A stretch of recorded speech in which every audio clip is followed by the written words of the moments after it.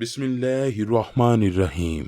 رسول کائنات حضرت محمد صلی اللہ علیہ وآلہ وسلم کا چوتھا نکاح حضرت حفصہ رضی اللہ تعالی عنہا سے ہوا، جو کہ حضرت عمر فاروق رضی اللہ تعالی عنہ کی صاحبزادی ہیں، اور آپ کی والدہ کا نام زینب بنت مطعون تھا، جو عثمان بن مطعون کی بہن تھی۔ حضرت حفصہ کی ولادت بعثت نبوی صلی اللہ علیہ وآلہ وسلم سے 5 سال قبل ہوئی، جب قریش مکہ خانہ کعبہ کی از سر نو تعمیر میں مصروف تھے۔ آپ کا تعلق قریش کے معزز قبیلے بنی عدی سے تھا۔ اس طرح آپ کا سلسلہ نسب 10ویں پشت میں لوئی پر حضور اکرم صلی اللہ علیہ وآلہ وسلم سے جا ملتا ہے۔ ظہور اسلام کے وقت سفارت اور ثالثی کے عہدے پر حضرت عمر بن خطاب متمکن تھے۔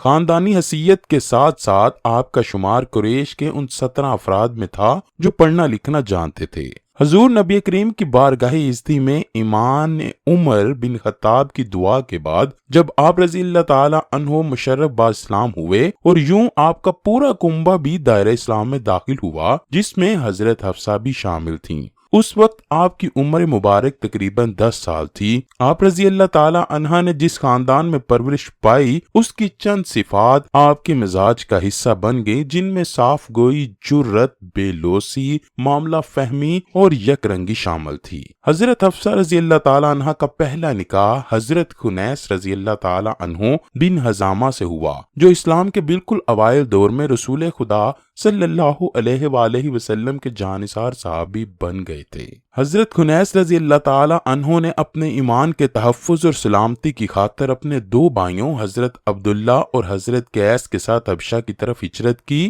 اور ہجرت مدینہ سے قبل ہی مکہ تشریف لے آئے تھے۔ حبشہ سے واپسی پر آپ کی شادی حضرت حفصہ سے ہوئی۔ نبوت کے 13ویں برس رسول اللہ نے اپنے اصحاب کو ہجرت مدینہ کی اجازت دے دی، چنانچہ آپ رضی اللہ تعالی عنہ اور ان کے شوہر بھی اس سفر میں شامل ہوئے۔ حضرت حفصہ نے اپنے شوہر، والد اور خاندان کے دیگر افراد کے ساتھ ہجرت کی تکالیف برداشت کی، اور ہجرت کے بعد مدینہ کی قریبی بستی قباء میں سکونت اختیار کی۔ 17 رمضان المبارک 2 ہجری کو حق و باطل کا پہلا معرکہ غزوہ بدر برپا ہوا، جس میں آپ رضی اللہ تعالی عنہ کے قبیلے کے افراد نے بھی جرت اور شجاعت کے جوہر دکھائے اور بڑھ چڑھ کر حصہ لیا۔ اسی غزوہ میں آپ کے شوہر حضرت خنیس رضی اللہ تعالی عنہ کفار کا بے باکی سے مقابلہ کرتے ہوئے زخموں کی تاب نہ لاتے ہوئے کچھ عرصہ بعد مدینہ میں ہی شہید ہوئے۔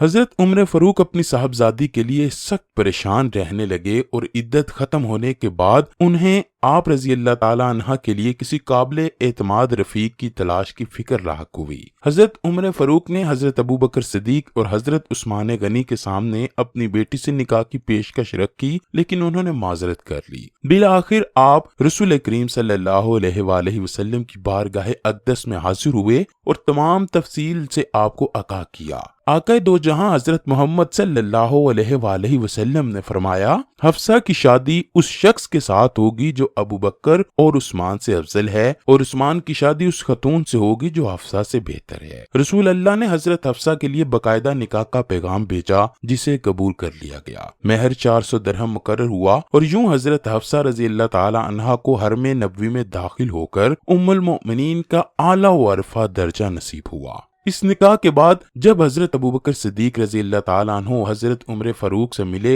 اور کہا کہ آپ کی پیشکش پر میں اس لیے خاموش رہا تھا کیونکہ حضور علیہ الصلوۃ والسلام کو حضرت حفصہ کا ذکر کرتے ہوئے میں نے سنا تھا، اور میں یہ راز افشا نہیں کرنا چاہتا تھا۔ یہ نکاح مبارک شعبان 3 ہجری میں منعقد ہوا۔ اس وقت ام المؤمنین حضرت حفصہ کی عمر مبارک 22 سال تھی، اور حضرت حفصہ جب حضور کے نکاح میں آئیں تو اس وقت حضرت عائشہ رضی اللہ تعالی عنہا بھی رسول اللہ کے نکاح میں موجود تھیں۔ ہر زوجہ محترمہ کے لیے الگ الگ رہائش گاہ مہیا کی گئی تھی، جو ایک حجرہ تھا۔ حجرے کی دیواریں کچی اینٹوں کی اور چھت کھجور کی شاخوں کی تھی۔ دروازے پر کمبل کا پردہ لٹکا ہوا تھا۔ ام المؤمنین حضرت حفصہ کو بھی مسجد نبوی کے شرقی جانب حجرہ ملا۔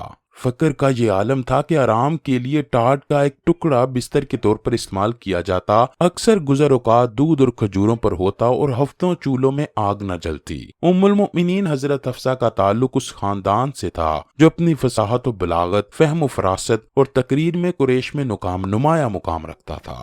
ام المؤمنین حضرت حفصہ رضی اللہ تعالیٰ عنہ کا تعلق اس خاندان سے تھا جو اپنی فصاحت و بلاغت، فہم و فراست اور تقریر میں قریش میں نمایاں مقام رکھتا تھا۔ آپ رضی اللہ تعالیٰ عنہ میں یہ خوبیاں بدرجہ تم موجود تھیں اور نبی کریم اس سے بخوبی واقف تھے، لہٰذا آپ رضی اللہ تعالیٰ عنہ کی تعلیم و تربیت کا خصوصی انتظام کیا گیا۔ حضور علیہ الصلوۃ والسلام نے اپنی صحابیہ حضرت شفا رضی اللہ تعالی عنہا بن عبداللہ عدیہ کو حضرت حفصہ کی تعلیم و تربیت پر مامور کیا۔ انہوں نے آپ رضی اللہ تعالی عنہ کو نہ صرف لکھنا سکھایا بلکہ زہریلے کیڑے مکوڑوں کے کاٹنے کا دم بھی سکھایا۔ حضرت حفصہ تعلیم و تفہیم کا بے پناہ شوق رکھتی تھی، یہی وجہ تھی کہ آپ حضور کے فرمودات اقوال نہایت توجہ سے سنتیں اور اگر ذہن میں کوئی سوال پیدا ہوتا تو رسول اللہ سے استفسار فرمایا کرتیں۔ ام المؤمنین حضرت حفصہ نے 10 ہجری میں حضور نبی کریم کی معیت میں حج کی ادائیگی کا شرف بھی حاصل کیا اور رسول اللہ کی زیر نگرانی تربیت اس جماعت کا حصہ بن گئیں جس نے خواتین سے متعلق حج کے آداب و مناسک اور احکام و مسائل کی تعلیم دیگر خواتین تک پورے وثوق کے ساتھ پہنچائی۔ آپ رضی اللہ تعالیٰ عنہ کے مزاج میں کس قدر تیزی تھی، غالباً یہ پدری اثر تھا، اس لیے آپ کبھی کبھی حضور کے ساتھ بے باکی سے گفتگو کرتیں۔ جب آپ کے والد محترم حضرت عمر فاروق کو اس بات کا علم ہوا تو آپ کو سخت رنج ہوا اور آپ ان کے گھر تشریف لائے۔ بیٹی نے باپ کی عزت و تکریم کی، لیکن باپ نے پوچھا، کیا تم رسول اللہ کو برابر کا جواب دیتی ہو؟ بیٹی نے کہا، ہاں میں کبھی کبھی ایسا کرتی ہوں۔ آپ رضی اللہ تعالیٰ عنہ نے فرمایا، بیٹی خبردار، میں تمہیں خدا کے عذاب سے ڈراتا ہوں، تم ابو بکر کی بیٹی عائشہ کی ریس نہ کرو، اسے حضور کی محبت کی وجہ سے اپنے حسن پر ناز ہے۔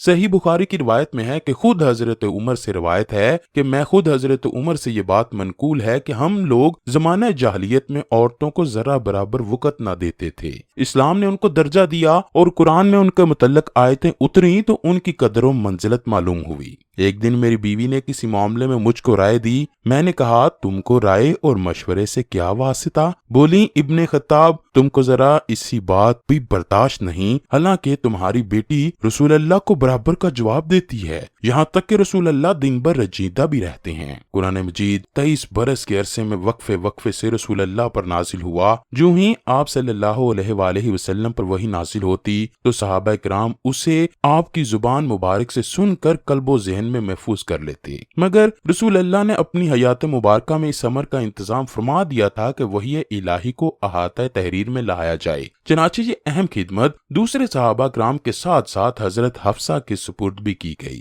آپ رضی اللہ تعالیٰ عنہ حضور صلی اللہ علیہ وآلہ وسلم کی ہدایات کے مطابق نازل شدہ آیات کو لکھ کر اپنے پاس محفوظ کر لیتی۔ بعد ازاں جب عہد صدیقی میں باغیوں اور مدعیان نبوت کے خلاف جنگوں میں بہت سے حفاظ قرآن شہید ہوئے تو حضرت عمر فاروق کی تجویز پر قرآن مجید کو مکمل کتابی صورت میں مدون کرنے کا اہتمام کیا گیا۔ تو اس سلسلے میں ام المؤمنین حضرت حفصہ رضی اللہ تعالی عنہ کا نسخہ سب سے زیادہ مفید اور کارآمد ثابت ہوا۔ چنانچہ تمام قرآنی اجزاء کو ایک مکمل تصنیف کی صورت میں اکٹھا کر کے حضرت حفصہ کی تحویل میں دیا گیا، جو تاریخ میں مصحف صدیقی کے نام سے مشہور ہوا۔ دور عثمانی میں اجمیوں کی ایک بڑی تعداد دائرہ اسلام میں داخل ہوئی تو قرآن پاک کی کتابت، املا اور تلفظ میں اختلاف کی صورتیں پیدا ہوئیں تو خلیفہ وقت حضرت عثمان نے حضرت حفصہ کے پاس موجودہ نسخے کی نقول کروا کر مختلف شہروں میں بھیجی تاکہ پوری امت اخلاط و انتشار سے محفوظ ہو جائے۔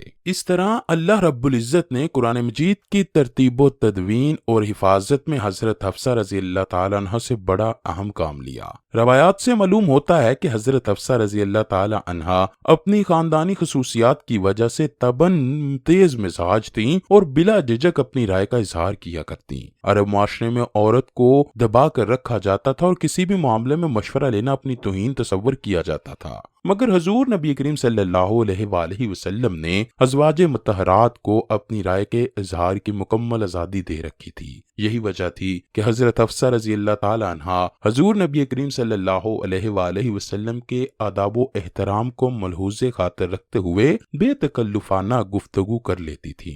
ام المؤمنین حضرت حفصہ نے شعبان 45 ہجری میں وفات پائی، جبکہ آپ کی عمر مبارک اس وقت 63 سال تھی۔ آپ رضی اللہ تعالیٰ عنہ کے بھائی حضرت عبداللہ بن عمر اور حضرت عاصم اور بتیجوں سالم، عبداللہ اور حضرت حمزہ نے قبر مبارک میں اتارا۔ آپ رضی اللہ تعالیٰ عنہ نے اپنی بھائی حضرت عبداللہ بن عمر کو وصیت فرمائی تھی کہ ان کی جائیداد رفاہی کاموں کے لیے وقف کر دی جائے، چنانچہ ایسا ہی ہوا، آپ کی تمام جائیداد رفاہی کاموں کے لیے وقف کر دی گئی۔